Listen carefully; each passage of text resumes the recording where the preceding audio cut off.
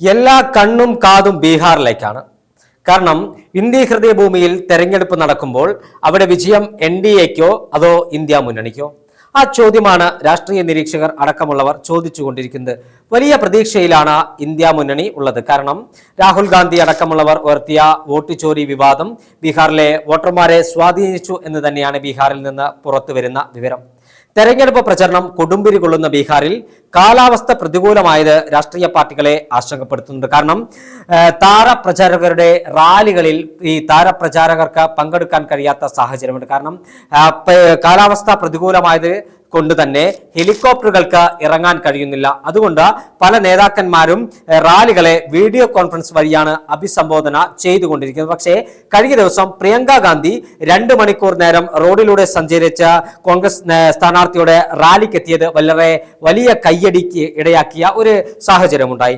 പ്രിയങ്ക ഉൾപ്പെടെയുള്ള കോൺഗ്രസിന്റെ താരപ്രചാരകരെല്ലാം തന്നെ ബീഹാർ തിരിച്ചു പിടിക്കാനുള്ള പോരാട്ടവുമായി മുന്നോട്ടു പോവുകയാണ്. ഒരു ഭാഗത്ത് NDA, മറുഭാഗത്ത് ഇന്ത്യ മുന്നണിയെ RJD, കോൺഗ്രസ്, ഇടതു രാഷ്ട്രീയ പാർട്ടികളാണ് ഇന്ത്യ മുന്നണിയിൽ മത്സരിച്ചുകൊണ്ടിരിക്കുന്നത്. ഇത്തവണ ഇന്ത്യ മുന്നണിയുടെ പ്രധാന തുറുപ്പുചീട്ട് യാദവ, പിന്നോക്ക, ദളിത്, ന്യൂനപക്ഷ വോട്ടുകളാണ്.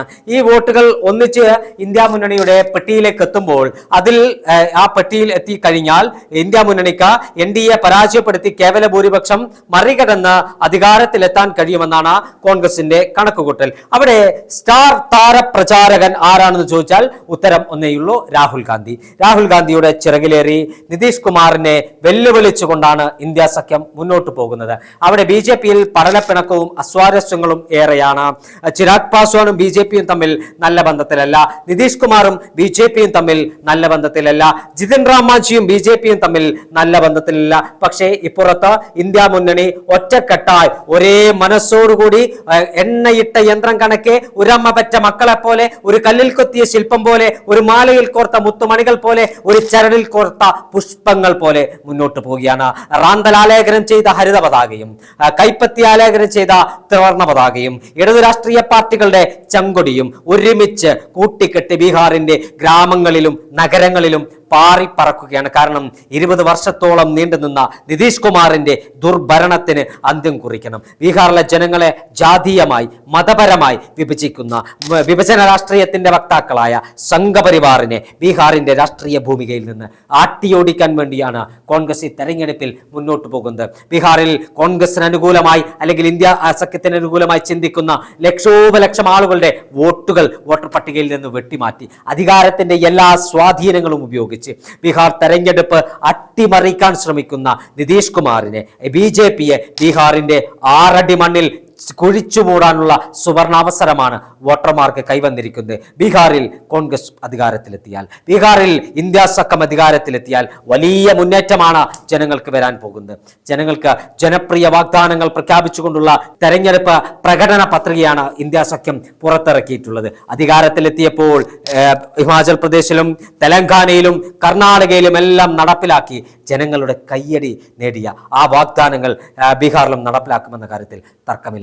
അഭ്യസ്തവിദ്യരായ ചെറുപ്പക്കാർക്ക് തൊഴിൽ നൽകാൻ തങ്ങൾ തയ്യാറാണെന്ന് പറയുന്ന ഒരു സർക്കാർ ഇപ്പോഴത്തെ ദുർഭരണത്തിന് അന്ത്യം കുറിക്കണം. ബീഹാറിലെ ജനങ്ങളെ ഹൈന്ദവനെന്നും ക്രൈസ്തവനെന്നും ഇസ്ലാമെന്നും പറഞ്ഞ് വേർതിരിച്ചവരെ ബീഹാറിന്റെ ഭൂപടത്തിൽ നിന്ന് തൂത്തെറിയാനുള്ള തെരഞ്ഞെടുപ്പാണ്. സോഷ്യലിസ്റ്റ് പ്രസ്ഥാനങ്ങളുടെ ഈറ്റില്ലവും പോറ്റില്ലവുമായ ബീഹാറിൽ വലിയ മുന്നേറ്റമാണ് ഇന്ത്യ സഖ്യം പ്രതീക്ഷിക്കുന്നത്.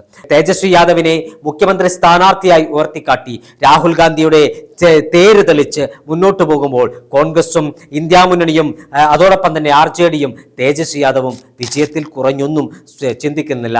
നവംബർ 14 ബീഹാറിൽ വോട്ടെണ്ണൽ നടക്കുമ്പോൾ അവിടെ അധികാരത്തിലേക്ക് കടന്നു വരാൻ കഴിയുമെന്ന് തന്നെയാണ് ഇന്ത്യ സഖ്യത്തിന്റെ പ്രതീക്ഷ.